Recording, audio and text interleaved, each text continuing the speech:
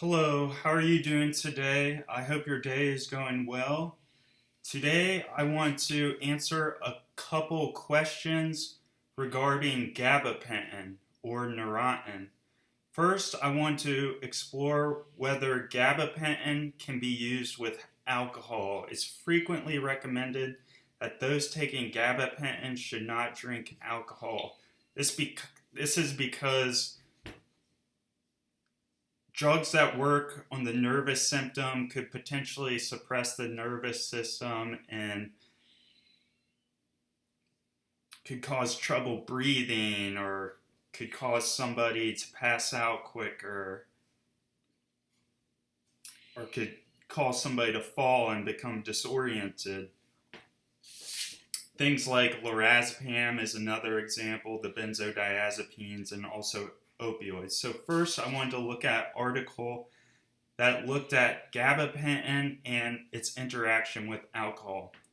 In this article by Hugh Myrick and his colleagues called A Double-Blind Evaluation of Gabapentin on Alcohol Effects in Drinking in a Clinical Laboratory Paradigm, the primary aim of this study was to assess the safety and tolerability of the interaction between gabapentin and alcohol.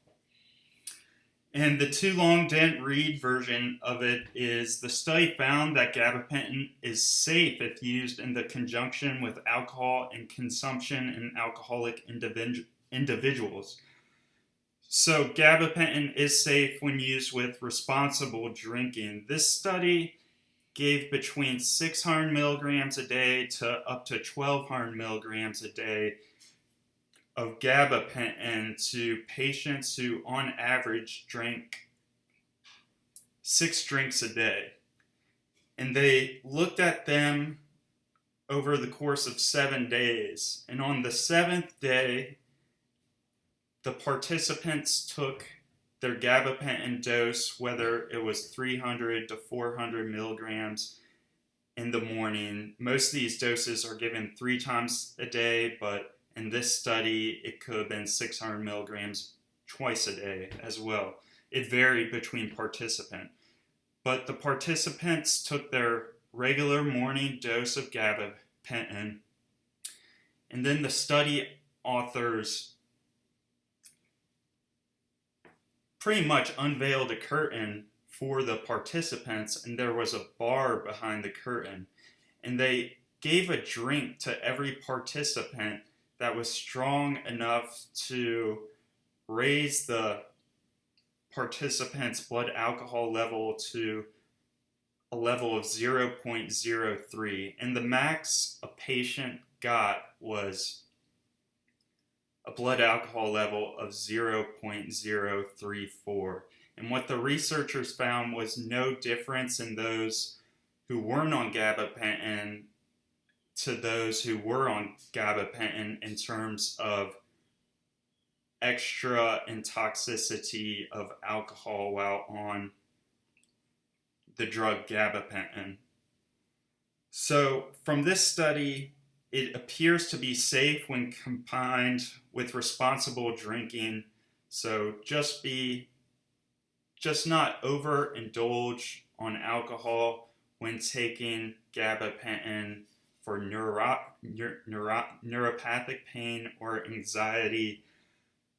It's safer than benzodiazepines and opioids, but just be cautious. It's different in every individual. And the next question I want to answer is, what is the dose of gabapentin that we should be using to treat neuropathic pain?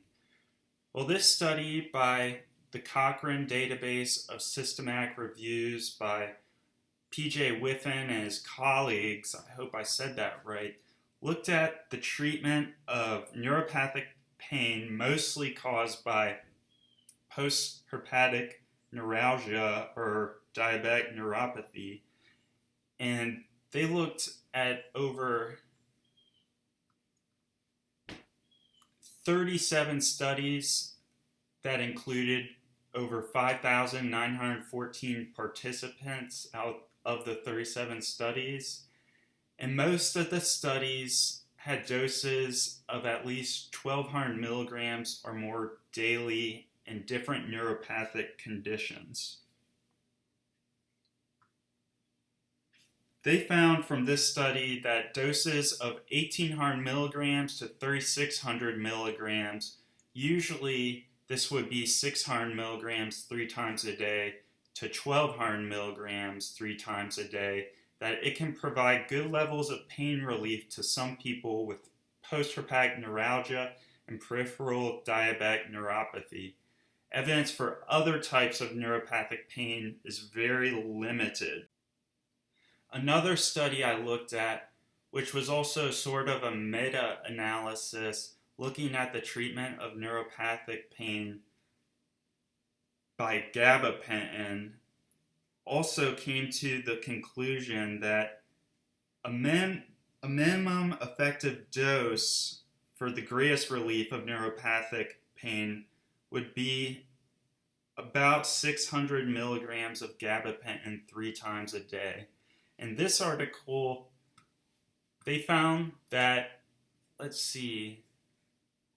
gabapentin was effective in the treatment of painful diabetic neuropathy, post-herpetic neuralgia, which is nerve pain somebody gets after they have shingles, and other neuropathic pain syndromes. It relieves symptoms of allodynia, burning pain, shooting pain, and hyperesthesia. The adverse effects were typically mild to moderate and usually subsided within 10 days from the initiation of treatments. Adverse effects can include drowsiness, fogginess, and difficulty concentrating.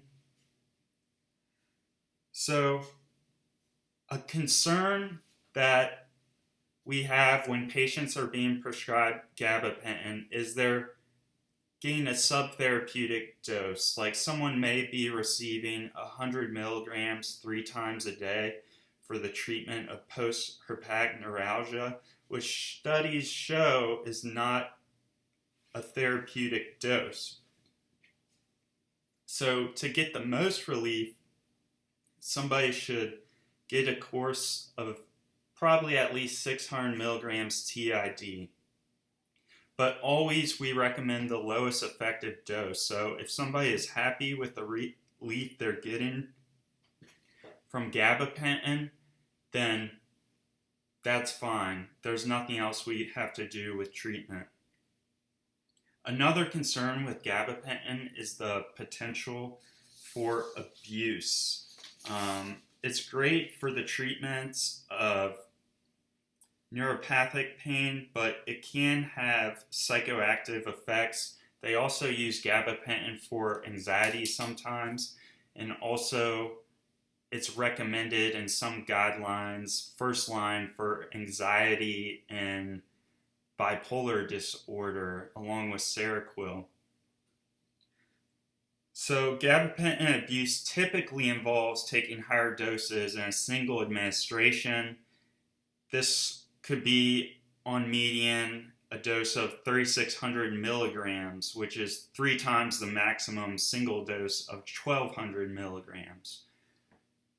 Risk factors for gabapentin abuse include current or previous opioid abuse, previous cocaine use, and or current use of benzodiazepines or cannabis. However, alcohol use disorder is not generally a predictor of gabapentin abuse. So basically, in conclusion, when using gabapentin, we need to be safe out there and make sure we're getting the most effective benefit from the drug, and also being the most safe while we're on the drug. So I hope you found this video enjoyable. I hope you learned something interesting, and if you have any questions, let me know. Have a good day.